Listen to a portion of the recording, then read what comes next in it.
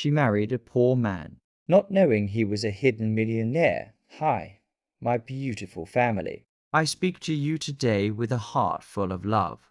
You tell so with truth. Our channel is built on your strength, your love, and your support.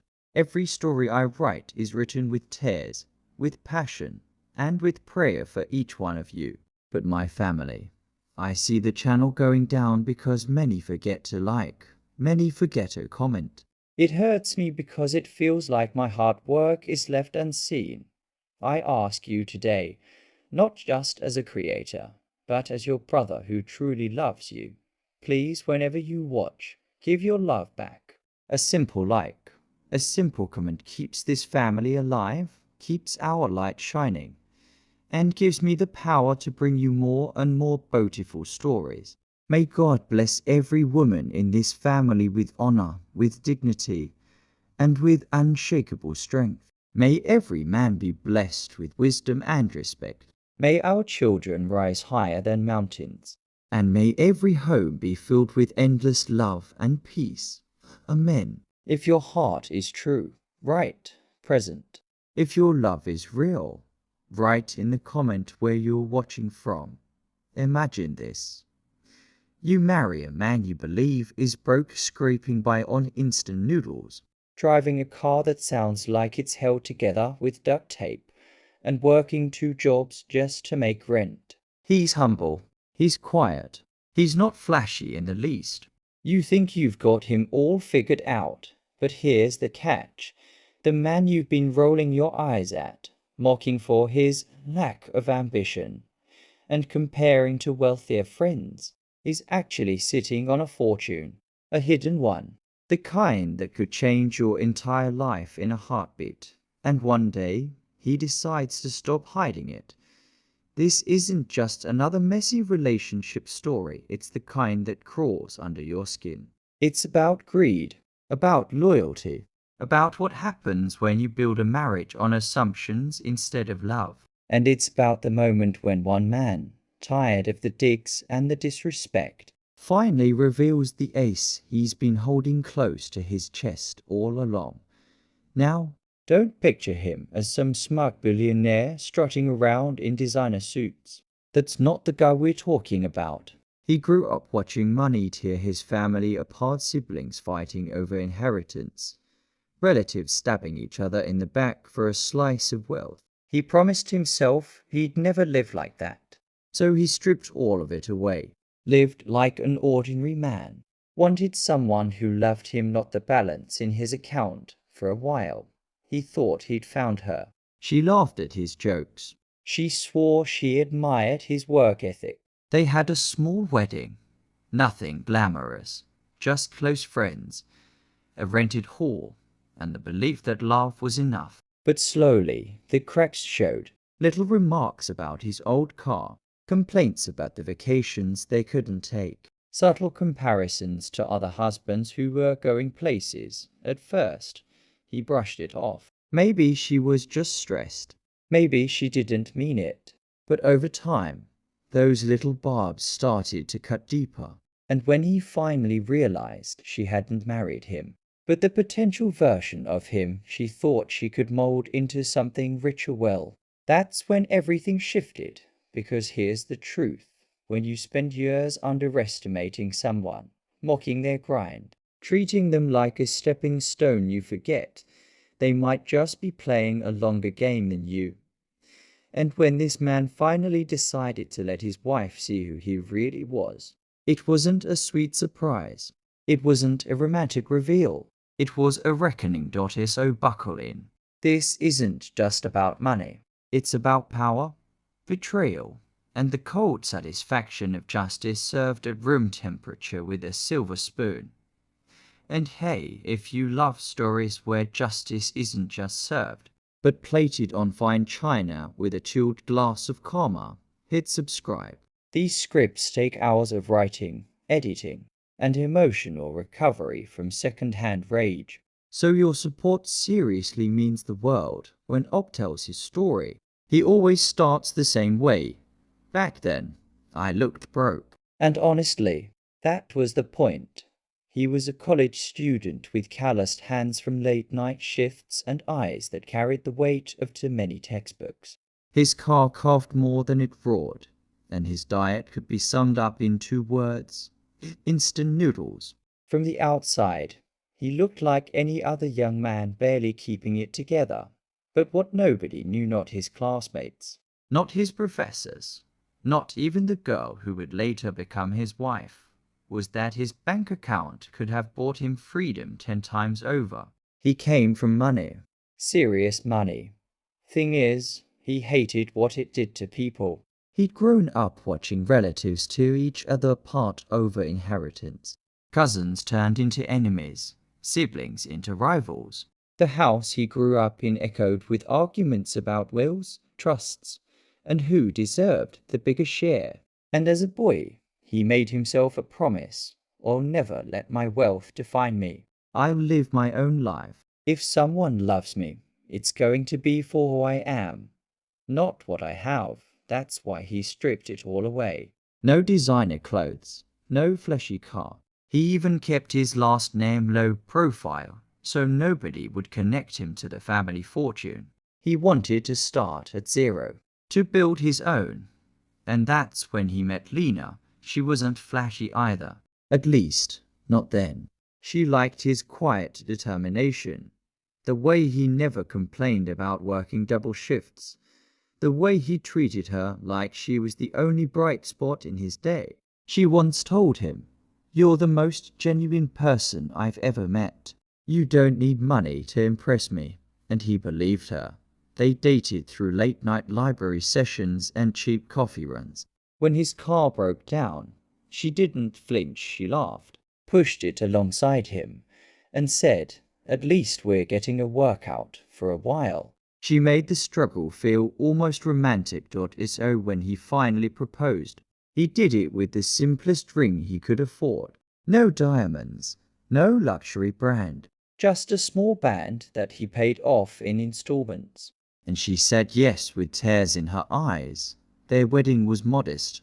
A rented hall, string lights, a DJ who doubled as the photographer. But it was warm, intimate. Friends and family danced until their feet hurt. And Up thought, this is it. I've found someone who loves me for me. The early years weren't easy. They lived in a small apartment with thin walls and a landlord who barely fixed anything. Vacations were road trips in that same sputtering car. Date nights often meant splitting a single entity. But they made it work, or at least that's what he thought, because every so often Lena would let something slip. A comment about how Emma's husband just bought her a new SUV, or how Mark and Julia are already saving for a house. Small things, brushed off with a laugh. But they stuck in his mind. Once, after visiting a wealthier friend's place, she sighed in the car and said, "Don't you ever wish we had more?" He told her, half joking, "We've got each other. That's enough, right?" She smiled, but the silence that followed said more than words, and Up didn't know it then. Those cracks, tiny as they were the beginning of something much bigger. The start of a shift that would turn their marriage into a test of loyalty, greed, and patience. But for now, he chose not to see it. He chose love. And maybe you're wondering, could you keep a secret like that? Could you hide being a millionaire, day after day, year after year, just to make sure someone loved you for you? Do you think you could hide being a millionaire? Or would you eventually slip? For the first few years, Ob and Lena lived the life of a couple who believed love could stretch farther than money. Hand-me-down furniture, a second-hand couch with a spring that jabbed your back if you sat in the wrong spot, and nights where dinner was nothing more than pasta tossed with butter. It wasn't glamorous, but it was theirs. But slowly, so slowly, he almost missed it at first. Lena began to change. It started with little comments. After scrolling through Instagram, she'd sigh and say, "Did you see the vacation Emma and Josh just took? Bali. Can you imagine?" Or after a dinner with friends, She'd look around their tiny kitchen and murmur, I wish we could host like they do. Their house is gorgeous, on their own, harmless. Everyone dreams. But when the dreams start sounding like complaints, that's when the air shifts. Her circle of friends didn't help. Most of them were climbing career ladders, marrying into money, posting endless pictures of designer bags and weekend getaways. Lena soaked it all in, and somewhere along the way, admiration turned into comparison, and comparison, that's poison in a marriage. I began to notice how Lena dressed up more when they were around her wealthier friends. The way her voice got a little sharper, her smile more forced, like she was playing a role pretending to fit in with people who measured worth by labels and status. He didn't call it out. Not yet. Instead, he told himself, she's just feeling left behind. Once we're more stable, she'll relax. But his gut whispered something different. The turning point came at a dinner party. One of Lena's friends had just bought a new car, sleek, shiny, still smelling like fresh leather. Everyone stepped outside to admire it. They joked about horsepower, gas mileage, the cost of insurance, and that's when Lena laughed. Not the worn laugh he remembered from their college days. This was sharp, almost cruel. She nudged him and said loud enough for everyone to hear, maybe one day, you'll drive something that doesn't rattle down the street like a tin can. Everyone chuckled awkwardly. He forced a smile. Inside, though, he felt something sink. It wasn't just a joke. It was dismissal. A public reminder that, in her eyes, he wasn't enough. He didn't argue, didn't snap back. He just swallowed it and kept quiet. But later that night, lying awake while Lena scrolled through her phone beside him, he thought, is this what she sees when she looks at me? A placeholder?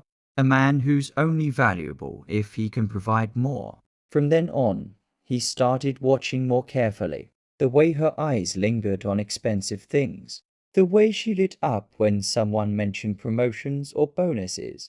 The way her conversations with friends circled back to money, always money. And he began to suspect the truth. She hadn't married him for who he was. She'd married the idea of who he could become. That realization cut deeper than her sharpest words. Because love built on potential, that's not love at all. That's a transaction waiting to be completed. The irony, of course, was brutal. If only she knew the truth that the man she mocked for being broke had more wealth than anyone in that room combined. If only she realized the joke wasn't on him. It was on her. But here's the thing about patience. It can be both a strength and a weapon. Op wasn't ready to reveal his hand yet. He wanted to be sure. He wanted to see just how far Lena would go. Because when someone shows you who they really are, it's tempting to look away, to make excuses, to cling to the memory of who they used to be.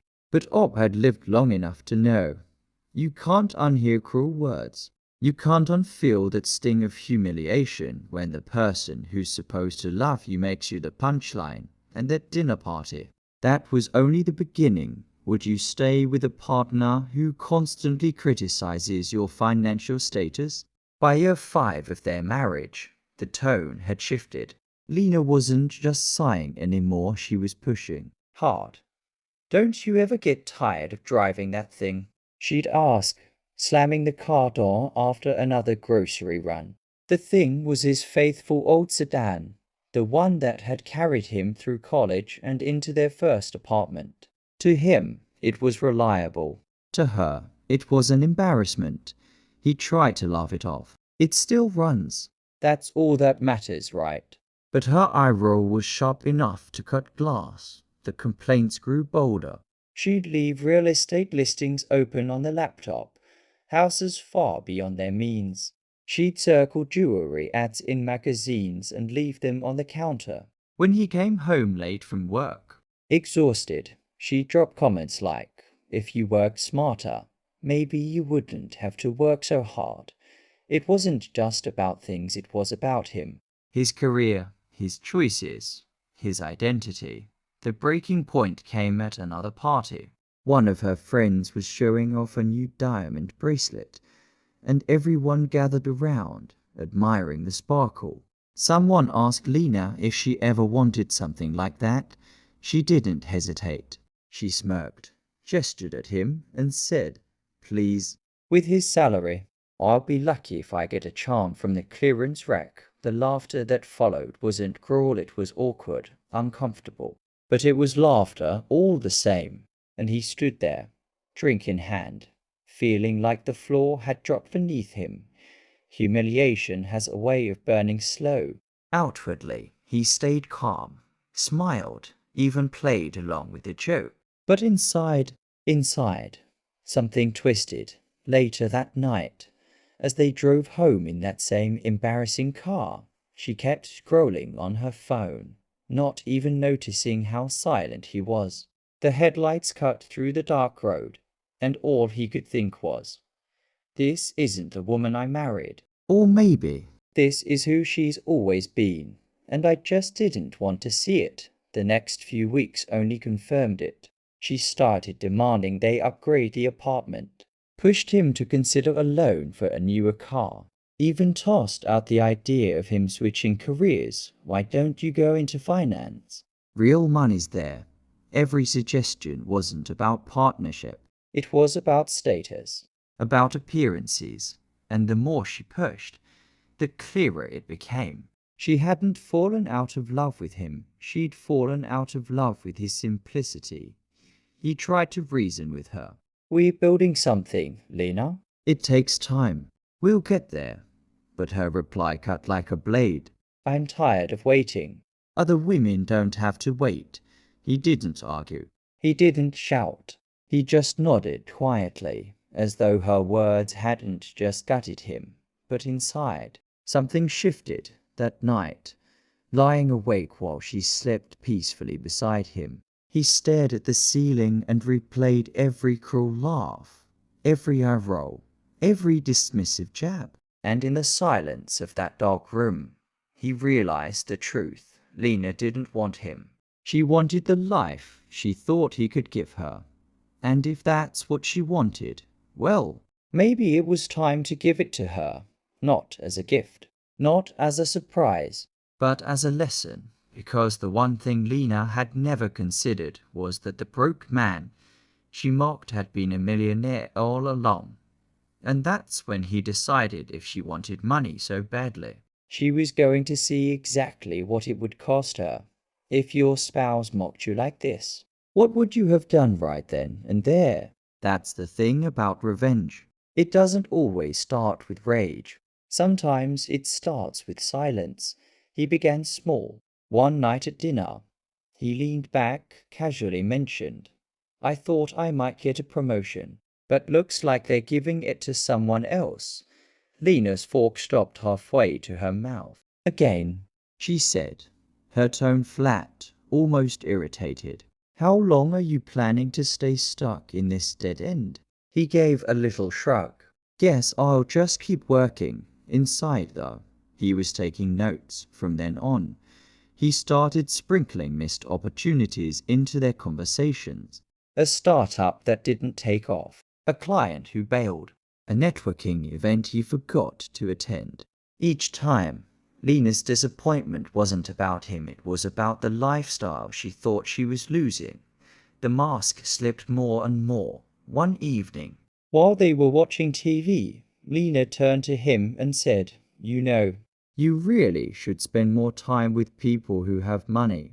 Connections matter." He smiled faintly, playing dumb. "Connections? Like who?" She didn't hesitate. "Like Brian or Marcus.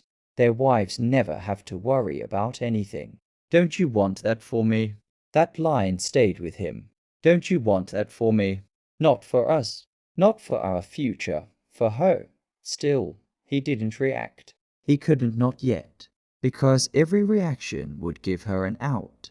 He wanted clarity. Cold, undeniable proof. So he built his test. Behind the scenes, he was meticulous. He started transferring small amounts of money, preparing accounts she knew nothing about.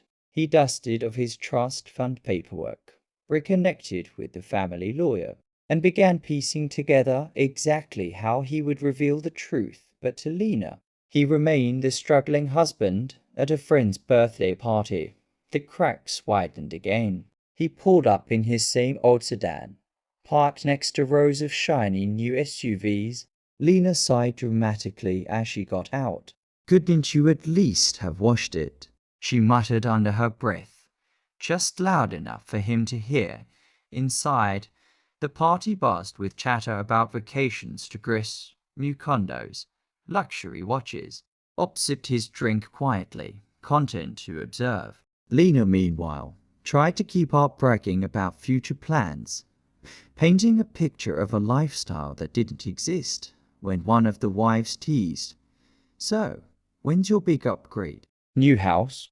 New car?"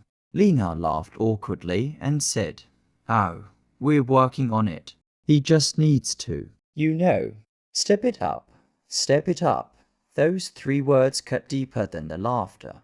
But Op only smiled, letting the moment hang. Because the truth was, he could step it up. He could buy 10 of those cars, 3 of those houses, and still have change left over. But Lena wasn't meant to know that yet. The quiet test continued. He started leaving open conversations on his phone with failed investors. He let her overhear him, turning down a potential job. Each time, her frustration grew more visible. Finally, one night, Lena confronted him directly. "You're not even trying anymore," she said, arms crossed.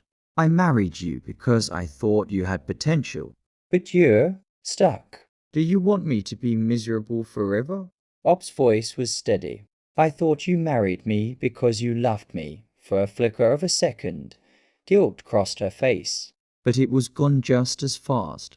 "Love doesn't pay the bills," she snapped, and there it was.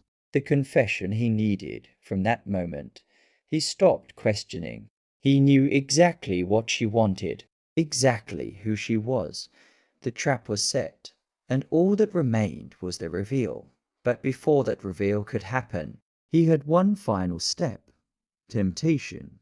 He started hinting at a potential deal, a vague opportunity that might pay off if it landed. Lena's reaction? Immediate excitement. She clung to it like a lifeline, asking for updates daily, even planning vacations with money that didn't exist. She wanted the fantasy. She was desperate for it, and Op. He let her build that dream higher and higher, knowing he was about to shatter it. Because sometimes the sweetest revenge isn't what you take away. It's what you let someone believe was theirs right before you pull it back. And Lena, she was about to learn that lesson the hard way. Would you ever test your partner like this, or is that crossing a line? Every trap needs its final spring. For Op, that moment came on a crisp Saturday evening, at a family gathering he knew Lena would never miss. The setting was perfect, his parents' sprawling estate, complete with manicured lawns, marble floors, and chandeliers that caught the light just right. Lena. It was a chance to network, to Op. It was the stage. When they arrived, Lena's eyes widened, but she quickly masked it with a polite smile. She assumed they'd been invited as guests, maybe through one of Op's wealthier friends. She clutched his arm tightly, whispering, "Be on your best behavior. Don't embarrass me." If only she knew. The introductions began, but something didn't add up for Lena. Why did the staff greet Op by name? Why did the family lawyer shake his hand like they were old partners? And why, oh why, did Op's father toast him at dinner saying, "To my son, who has finally decided it's time to step into the family business"? The look on Lena's face shook, melting into confusion. Then dawning realization was almost cinematic. She leaned in, her voice trembling with excitement.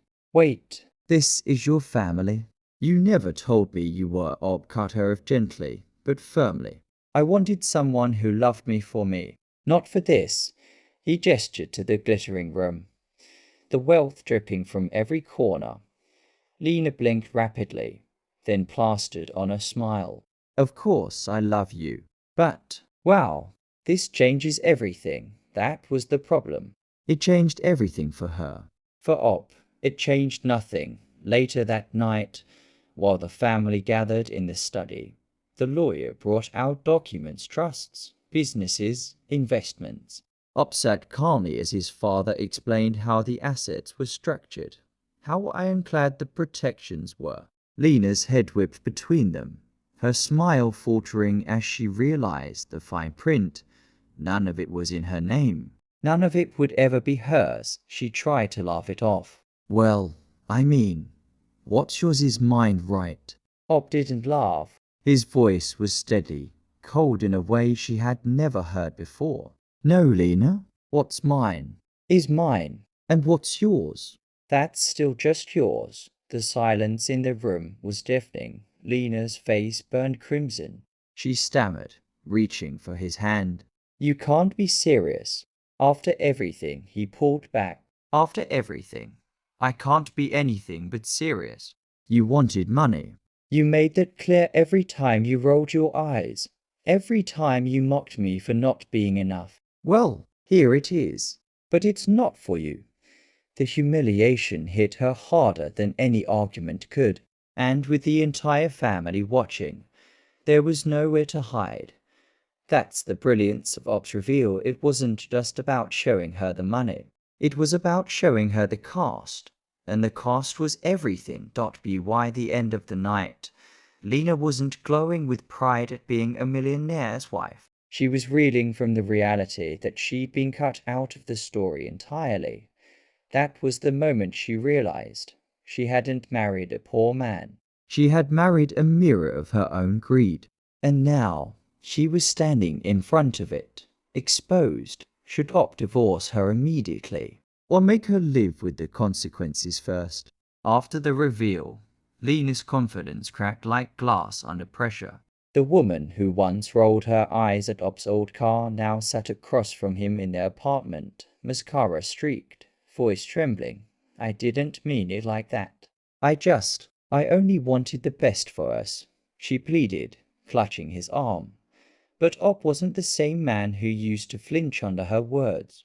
He didn't raise his voice. He didn't argue. He just looked at her with a calm detachment that scared her more than anger ever could. Because anger meant there was still fire. Detachment? That meant the fire was out. Days passed, and Lena doubled down. She cooked his favorite meals. She sent him long, late-night texts about their journey together. She even slipped little notes into his work bag, nostalgic reminders of their college years. But Op had already drawn his line in the sand. He responded with silence. Not cruel silence. Not pointed silence. Just the kind that says, you don't get access to me anymore, and sometimes silence says more than any apology ever could. Then came the letter, handwritten. Pages of her explaining how she had been influenced by the wrong friends, how she never stopped loving him, and how she could learn to appreciate a simpler life. She signed it with a shaky heart at the end, as if a doodle could erase years of contempt. Op read it once, folded it neatly, and placed it back in the envelope. And no reply, because what could he possibly say? Thanks for admitting you only loved me when you thought I was poor. No words could undo the truth that had already been revealed. Lena spiraled. Her apologies turned to accusations. Her tears hardened into resentment. You're punishing me. You're enjoying this, she snapped one evening. But Op wasn't enjoying it. He was enduring it. There's a difference. He had spent years trying to be enough for her, working long hours, sacrificing, ignoring the tics. And now that she finally saw the wealth she thought she wanted, she realized it had slipped through her fingers. That's the thing about greed, it blinds you until the moment it costs too much. So Op stayed silent. Not because he wanted to hurt her, but because he finally understood. He didn't owe her anything. Not his money, not his forgiveness, Not even his words, and in the end, that silence spoke louder than any speech ever could. Sometimes silence says more than any apology ever could. When the dust finally settled, Op wasn't left with rage. He was left with something far more powerful, peace. He didn't shout. He didn't throw her out with a grand flourish. He simply stopped making space for her in his life, and in that silence, Lena withered. Meanwhile, Ob flourished. With the truth finally out in the open, he no longer had to carry the burden of pretending. No more disguises. No more second-guessing whether the love he received was for him or for his bank account. His career blossomed. His businesses quietly built over years of effort, and patience began to shine publicly. Invitations rolled in, but this time, Up didn't need Lena coaching him on how to act rich. He belonged in those rooms because he'd earned it on his own terms. And here's the beautiful part. He didn't flaunt it. He didn't suddenly become the guy driving exotic cars just to make a point.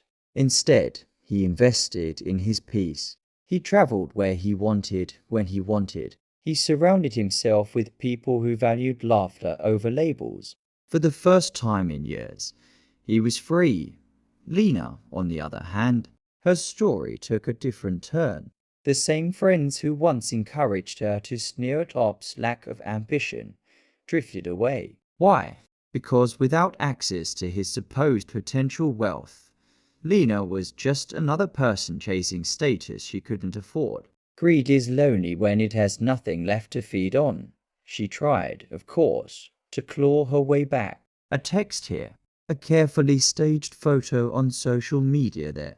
Even the occasional message passed through mutual acquaintances. She still loves you, you know. But Op had already learned the lesson the hard way. When someone shows you they love the idea of wealth more than the reality of you believe them.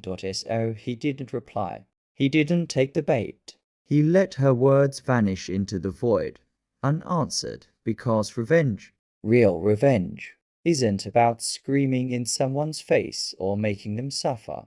It's about showing them the truth they tried so hard to hide from themselves. And the truth was this: Lena lost him. Not because he was broke, but because he was richer than she ever deserved in every sense of the word. That's the power of walking away. That's the power of choosing peace over pettiness. In the end, Op didn't just keep his money. He kept his dignity. And he discovered something Lena never understood. Real wealth isn't just money, it's peace of mind, and knowing who truly deserves to share it. And that's how Op reclaimed not just his freedom, but his dignity. He didn't need to destroy Lena. He didn't need to drag her name through the mud. All he had to do was step back and let her own greed do the work. It's kind of poetic, isn't it? Patience, silence, and self-control, 3 things people often mistake for weakness, turned out to be his sharpest weapons. He didn't just prove her wrong. He proved to himself that he was always enough, with or without the millions. And maybe that's the real takeaway here. Money doesn't change character, it reveals it. Lena's mask slipped the second she thought she deserved more. Op's true strength showed the moment he chose peace over pettiness. So, what about you? Have you ever had someone in your life who only valued what you could be instead of who you already were?